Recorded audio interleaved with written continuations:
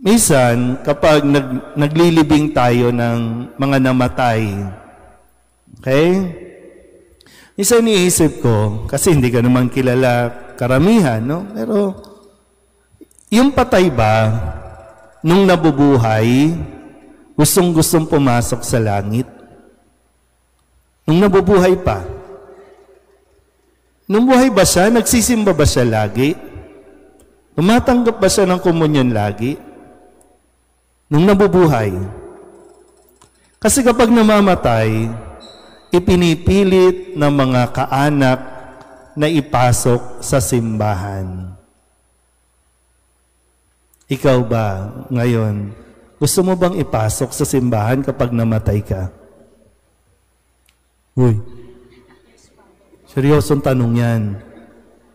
Diba? Gusto mo bang maipasok? Kasi diba, yun yung huling sandali ng katawan mo sa lupang ito.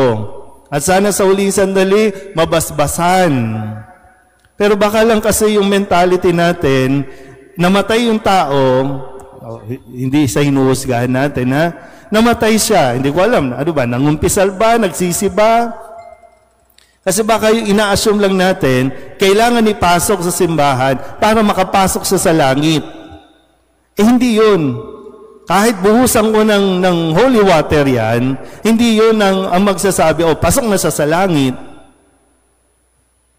Kasi minsan nagagalit yung mga tao nung kapag, hindi, kailangan ipasok sa simbahan. Kaya minsan kapag nagmimisa na, di ba, pag nagmimisa na, yung mga naghatid, yung mga makikipaglibing, walang pakialam sa misa. Yung misa para sa mga buhay, hindi naman makakapagkomunyon yung namatay na. Naisip niyo ba? Hindi naman nakangangayan para bigyan ko ng komunyon. Yung buhay ang kailangan. Yan ang pag buhay pa, ayaw naman tumanggap ng komunyon. O ngayon, sa tanong, makakapasok ba tayo sa langit? Kung dito pa lang sa lupa, ayaw naman natin pumasok ng simbahan. Okay, sabihin natin, hindi naman po kasi ako Katoliko, kaya hindi ako pumapasok ng simbahan. Okay, given. Since ang pagliligtas o ang kaligtasan para sa lahat, hindi lang para sa Katoliko, okay. Ang sabi ni Kristo, sikapin ninyong makapasok sa makipot na pintuan. So, ang pintuan ng langit, hindi kasing lawak ng pintuan natin sa simbahan na talagang 2 pinto, bukas yan. Kung sino gusto pumasok, pasok. Hindi. Makipot. Ibig sabihin, ikaw lang ang magkakasya. Kung meron kang dalang maleta, kung meron kang dalang bag, kung marami kang dala-dala sa buhay, iwan yan. Hindi mo yan maipapasok at hindi ka makakapasok dahil dyan. Ano yung mga tawag natin dyan?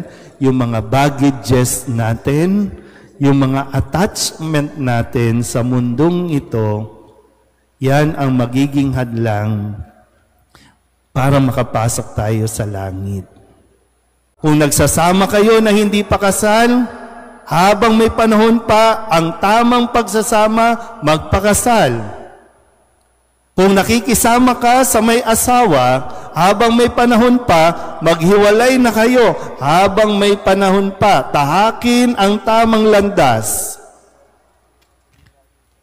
Kung marami tayong bagaheng dala-dala, mga galit, mga attachment natin, habang may panahon pa, iwan na yan. Kung gusto mong makapasok sa langit o mapabilang sa makakapasok sa langit. Ang imbitasyon ay para sa lahat.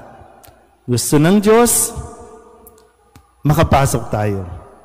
So, sa buhay natin ngayon, tingnan mo, makakapasok ba ako sa langit sa uri ng pamumuhay na mayroon ako? Sa lifestyle na mayroon ako sa ngayon? So, ikaw na po yan, no? Kaya, lagi tayong magdasal sa Diyos na makaya natin, mapagtiisan natin. Hindi madali, no? May mga struggle tayo. Hindi madali. Hindi madaling iwan yung relasyon, hindi madaling iwan yung mga mga attachment natin, mga kayamanan. Hindi madaling mag-sorry, hindi madaling lumapit para magpatawad. Struggle natin yan. Kaya kailangan natin ng grasya ng Diyos. At hindi yan ipagdadamot ng Diyos sa mga taong hihingi para nang sa ganon, makapasok lahat sa langit. Amen?